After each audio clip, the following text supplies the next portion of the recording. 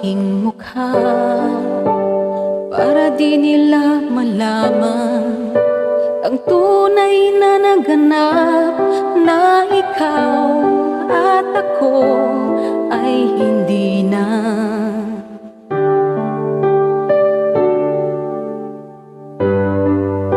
Iniensayo pang mga ngiti para di halata, damdamin ko'y pinipigil, sa loob umiiyak, dahil ikaw at ako ay hindi na.